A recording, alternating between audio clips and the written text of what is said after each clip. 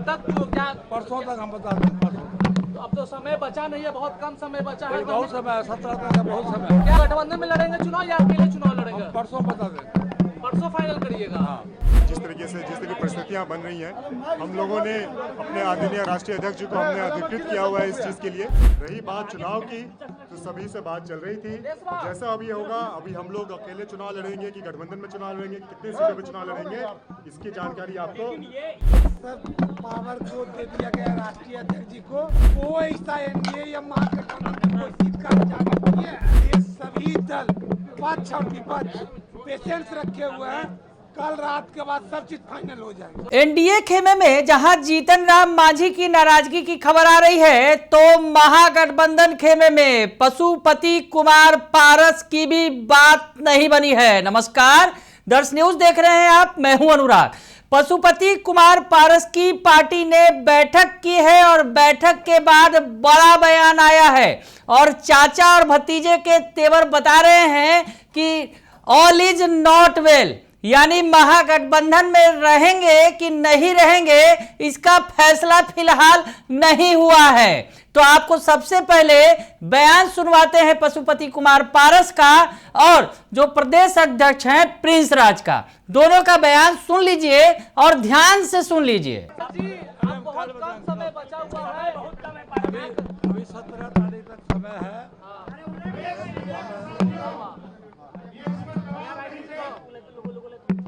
आपको प्रदेश अध्यक्ष जी ने बता दिया है, जो रेस्ट होगा हम अलग से प्रेस कॉन्फ्रेंस करके बता देंगे। तो कब तक क्या? परसों तक हम बता दें, परसों। तो अब तो समय बचा नहीं है, बहुत कम समय बचा है। बहुत समय है, 17 तक है, बहुत समय है। क्या आप गठबंधन में लड़ेंगे चुनाव या अकेले चुनाव लड़ेंगे? हम परसों बता दें। परसों फाइनल करिएगा। हाँ।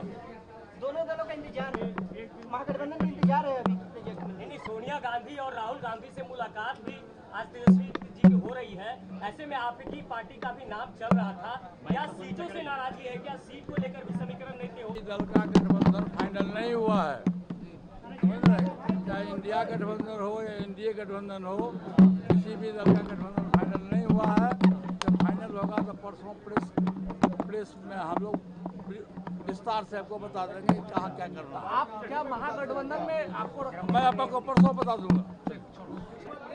आज आप लोगों ने बैठक बुलाई है, बहुत कम समय बचे चुनाव को लेकर। अब तो चुनाव तो आ गया, अब नॉमिनेशन की प्रक्रिया चालू है और आज बैठक हम लोगों ने बुलाया है। जिस तरीके परिस्थितियां बन रही हैं, हम लोगों ने अपने आदरणीय राष्ट्रीय अध्यक्ष जी को हमने अधिकृत किया हुआ है इस चीज़ के लिए।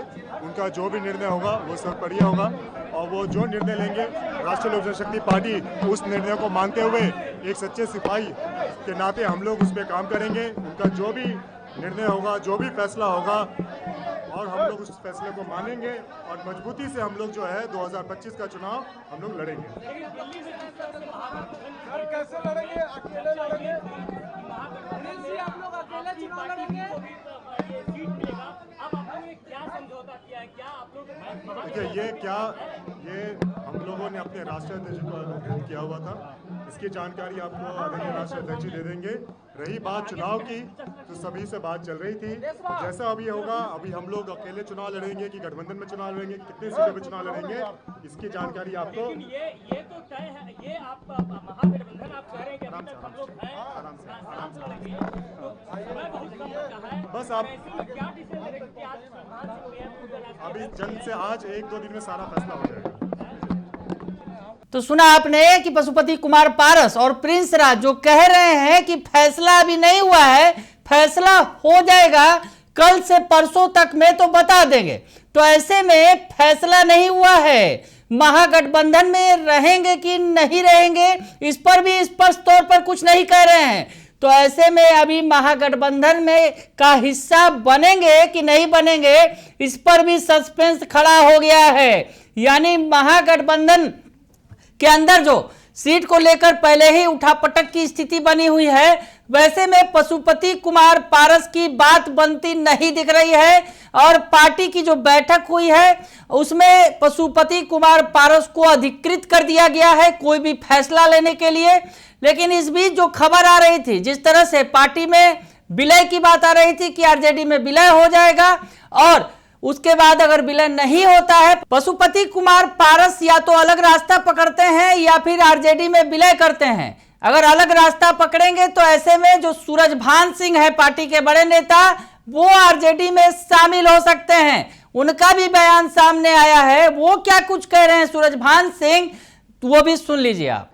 सूरजभान सर क्या कहेंगे सीटों को लेकर? सूरजभान जी क्या देखिए, सब पावर को दे दिया गया राष्ट्रीय अध्यक्ष जी को, और कोई ऐसा एनडीए या महागठबंधन की कोई सीट का जागरूक नहीं है। इसलिए सभी दल पक्ष और विपक्ष पेशेंस रखे हुए हैं।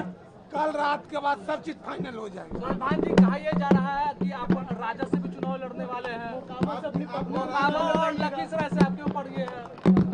समय की इंतजार तो कीजिए, हम तो समय की इंतजार कर ही रहे हैं। आप भी थोड़ा पेशेंस कीजिए। क्या आप राष्ट्रीय लोजपा में ही रहेंगे या फिर राजद जाएंगे? हम तो अभी आपको नहीं बुझा रहा है कहाँ, हमको जहाँ राम विलास ईश्वर। तो सुना आपने, उन्होंने भी फिलहाल सस्पेंस बना रखा है। आगे क्या होगा ये कहा नहीं जा सकता है, लेकिन जिस तरह से पार्टी के नेताओं के तेवर दिख रहे हैं, आरएलजेपी के नेताओं के जो तेवर दिख रहे हैं वो ठीक नहीं है, और लक्षण जो दिख रहे हैं इससे समझ में आ रहा है, जो बातें निकलकर सामने आ रही है उससे समझा जा सकता है कि महागठबंधन के अंदर बात नहीं बनी है पशुपति कुमार पारस की। वैसे में वो अलग रास्ता पकड़ सकते हैं। फिलहाल के लिए इतना ही। बने रहिए दर्श न्यूज के साथ। धन्यवाद।